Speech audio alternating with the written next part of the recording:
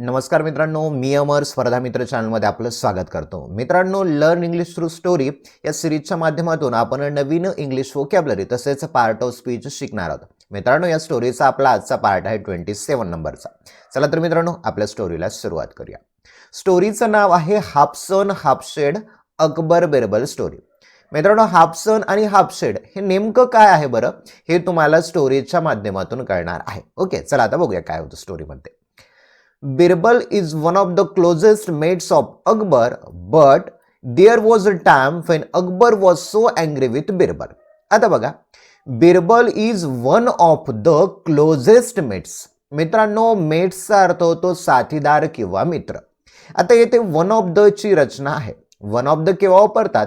ज्या वेळेला अनेकांपैकी एक व्यक्ती असं सांगायचं असेल, म्हणजे सुपरलेटिव्ह डिग्रीचं वाक्य असेल, तेव्हा वन ऑफ द वापरतात. येथे बघा, क्लोज, क्लोजर, क्लोजेस्ट हा सुपरलेटिव्ह डिग्री मधला क्लोजेस्ट हा आपला आलेला आहे, म्हणजे ॲडजेक्टिव्हचा हा तिसरा भाग आहे. ओके, आता वन ऑफ द नुसार सुपरलेटिव्ह डिग्री समोर नेहमी तुम्हाला द हे वापरावं लागतं. ओके, आता बघा, Birbal is one of the closest mates of Akbar. ऑफचा अर्थ होतो साचीचे. अकबर बादशहाचा एकमेव अनेकांपैकी एक असणारा साथीदार म्हणजे कोण होता? तर बिरबल आहे. ओके, बट परंतु देअर वॉज अ टाइम, परंतु त्यावेळेला एक अशी वेळ आलेली होती, फेन, जेव्हा Akbar was so angry with Birbal. मित्रांनो, एखाद्या व्यक्तीवर रागावणे यासाठी अँग्री विथ ही फ्रेज वापरतात. Okay, angry with. मग एक अशी वेळ आलेली होती, त्यावेळेला अकबर बादशाह बिरबलावर रागावलेला होता. पुढे बघा, वन डे, एके दिवशी, he ordered Birbal to leave his kingdom forever एव्हर. बघा, वन डे, एके दिवशी, ही ऑर्डर्ड बिरबल. मित्रांनो, येथे सिंपल पास्टची रचना आहे. बघा, ही झाला सब्जेक्ट, ऑर्डर हा क्रियापदाचं दुसरं रूप आहे, म्हणजे सब्जेक्ट प्लस V2, आणि बिरबल झाला ऑब्जेक्ट. मग अर्थातच subject plus V2 plus object अशी रचना येते, तेव्हा होतो सिंपल पास्ट टेन्स. अशी घटना जी भूतकाळात घडून गेली असं तो सांगतो. बघा, वन डे, एके दिवशी, ही ऑर्डर्ड बिरबल, त्याने बिरबलाला आदेश दिला, to leave his kingdom forever forever. फॉर एव्हर म्हणजेच कायमचं किंवा सतत. ओके, टू लिव्ह म्हणजेच काय? तर जाणे. हिज किंगडम म्हणजे त्याचं साम्राज्य.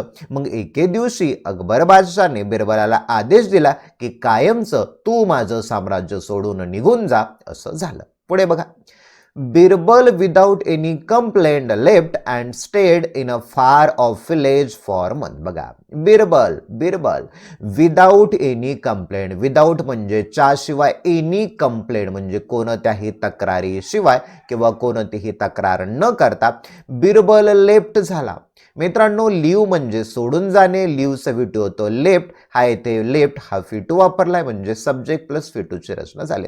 म्हणजे कोणतीही तक्रार न करता बिरबल लेफ्ट झाला, म्हणजे निघून गेला, सोडून गेला साम्राज्य. पुढे बघा, स्टेड, स्टे म्हणजे राहणे, स्टेचं V2 झालं स्टेड. मित्रांनो, एक रचना बघा, अँडच्या मागे व पुढे दोन्ही सिमिलर वर्ब असतो, म्हणून इथे तुमची एरर सुद्धा करेक्ट होणार आहे. बघा, इथे सुद्धा V2 आलाय क्रियापदाचं, येथे सुद्धा V2 आलाय. मग परीक्षेमध्ये बऱ्याच वेळा एरर येत असतं तुम्हाला.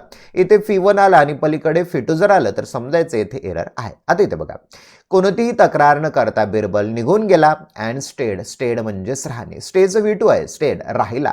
इन मध्ये फार ऑफ विलेज. फार ऑफचा अर्थ होतो दूरवर किंवा लांब. Okay, for of village for months म्हणजे काही महिन्यांसाठी बिरबल दूर एका गावामध्ये राहायला गेला. पुढे बघा, Akbar was very sad without Birbal being around him, so he decided to look for him. बघा, आता येते बघा, अकबर वॉज सॅड.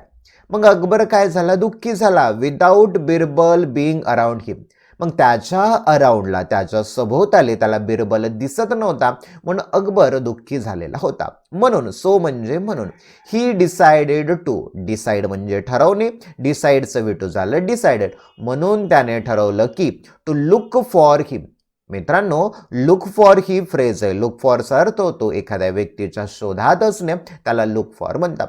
मग त्याने ठरवलं की बिरबलाला आपल्याला शोधायचं. Okay, he sent his men all over the kingdom but no one could trace him. बघा, ही सेंट मित्रांनो सेंड म्हणजे पाठवणे, सेंडचं विटू येतं सेंट म्हणजेच त्याने पाठवले. ओके, हिज मेन त्याच्या माणसांना पाठवले. कुठे? All over the kingdom. All over म्हणजे संपूर्ण राज्यभर, म्हणजे संपूर्ण साम्राज्यभर त्यांनी त्याच्या माणसाला पाठवलं, त्याच्या शिपायाला पाठवलं. बट परंतु नो वन कोणीही नाही कुड ट्रेस हिम. कुडचा अर्थ होतो शकला. भूतकाळात एखादी गोष्ट तुम्ही करू शकले किंवा करू शकले नाही यासाठी कुड वापरतात. येथे बघा नो वन कुड ट्रेस हिम आणि कुड नंतर नेहमी V1 वापरतात. ट्रेस म्हणजेच काय तर एखाद्या व्यक्तीचा माग शोधणे किंवा तो व्यक्ती कुठे आहे हे शोधणं, त्याला ट्रेस म्हणतात, म्हणजे पाऊलखुणा.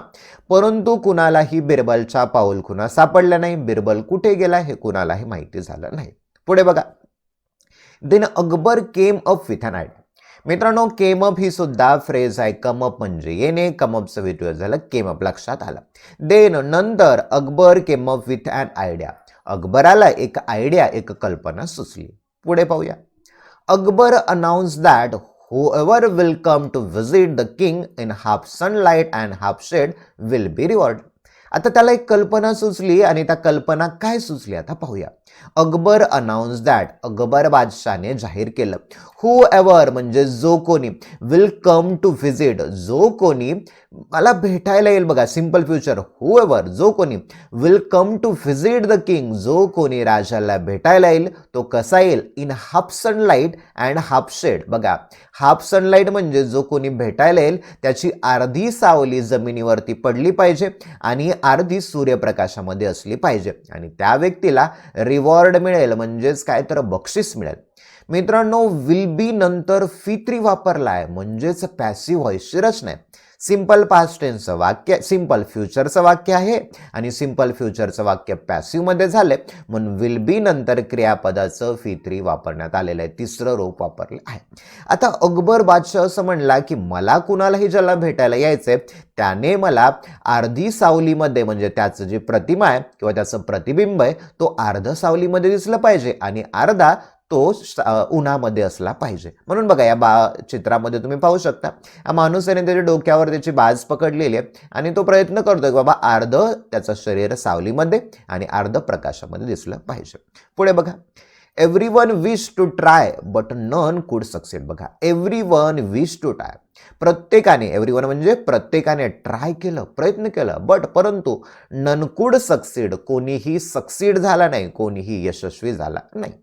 When Birbal got to know about this quest, he asked his neighbor to keep a woven bed on his head and to visit the court. बघा, when जेव्हा बिरबल गॉट टू नो, या गॉट टू नो चा अर्थ होतो माहिती झालं किंवा लक्षात आलं. जेव्हा बिरबलला माहिती झालं की अबाउट दिस क्वेस्ट, अबाउट म्हणजेच काय तर बद्दल, दिस म्हणजे या क्वेस्ट म्हणजे शोध मोहीम, या शोध मोहिमेबद्दल जेव्हा बिरबलाला माहिती झालं तेव्हा ही आज हिज नेबर, त्याने त्याच्या नेबरला, त्याच्या शेजाऱ्याला सांगलं to keep a woven bed on his bed. To keep ठेवणे, अ वोवन बेड, वोवनचा अर्थ होतो विणलेला, बेड म्हणजे पलंग. चित्रामध्ये पाहू शकता ही विणलेली बाज आहे, विणलेला पलंग आहे. ओके, मग बिरबलने काय केलं, त्याच्या शेजाऱ्याला सांगितलं की एक तू असा विणलेला बाज घेऊन जा. कुठे घेऊन जाय, ऑन हिज हेड, तुझ्या डोक्यावरती. And to visit the court, आणि कोर्टला, त्या दरबाराला तू भेट दे. पुढे पाहूया काय होतं. The man did as Birbal asked him to and was announced विरल. बघा द मॅन डीड, त्या माणसाने केलं. डूचं विटू झालं डीड म्हणजेच केलं. Okay, man did as Birbal asked him to, जसं बिरबलने सांगितलं तसं त्या माणसाने केलं. बघा या माणसाने केलं. And was announced the winner, आणि त्या व्यक्तीला विनर म्हणून, विजेता म्हणून अनाउन्स करण्यात आलं, घोषित करण्यात आलं, जाहीर करण्यात आलं. पुढे बघा, Akbar knew that this can't be the solution of the villager, so asked him to reveal the real brain behind this. बघा, अकबर न्यू दॅट, नो म्हणजे माहिती असणं, नोचं विटू झालं न्यू. अकबरला माहिती झालं की this can't be the solution of the villager. बघा can't be, can म्हणजे शकणे, कॅनचं निगेटिव्ह झालं कांट, होऊ न शकणे. मग अकबराला माहिती झालं की हे त्या विलेजरचं, त्या गावकऱ्याचं सोल्युशन म्हणजे त्याचं उत्तर किंवा त्याने सुचलेली कल्पना असू शकत नाही. सो म्हणून त्या अकबर बादशाहने त्याला विचारलं, okay, ask him to reveal, reveal म्हणजे उघड करणे, द रिअल ब्रेन म्हणजेच खरा मेंदू किंवा खरं डोकं, बिहाइंड दिस या कल्पनेच्या मागं, या युक्तीच्या मागं खरं खरं कुणाचं डोकं आहे, कुणाचा मेंदू आहे, हे अकबर बादशाहने त्या गावकऱ्याला विचारलं. Villager then informed Akbar that a Brahmin man was staying in his village for a few months and he gave him the idea to do so. आता मग त्या विलेजरने उत्तर दिलं. विलेजर देन नंतर इन्फॉर्म अकबर, इन्फॉर्म म्हणजे माहिती सांगणे. मग त्या गावकऱ्याने अकबराला माहिती सांगितली. काय सांगितली? दॅट अ ब्राह्मीण मॅन, अ म्हणजे जेव्हा एखादा व्यक्ती एक आहे सांगायचं असेल त्यावेळेला, अ ब्राह्मीण मॅन एक ब्राह्मण माणूस, was staying in his village, इथे पाच कंटिन्युअस आहे बघा. सब्जेक्ट झाला ब्राह्मीण मॅन, सब्जेक्ट नंतर वॉज आला, नंतर फर्बला आयएनजी म्हणजे subject plus was were plus verb plus ING अशी रचना झाली. आता पाच कंटिन्युअस अशी घटना भूतकाळात सांगितली. तर तो माणूस म्हणाला, एक Brahmin man was staying in his village, त्याच्या गावामध्ये तो राहत होता, स्टे म्हणजे राहणे, राहत होता, फॉर अ फ्यू मंथ्स काही महिन्यांपासून, and he gave him the idea to do so, आणि त्याने मला असं करण्याची आयडिया दिली, कल्पना दिली. Akbar order his guards to bring Birbal back and this way he got his gem back then.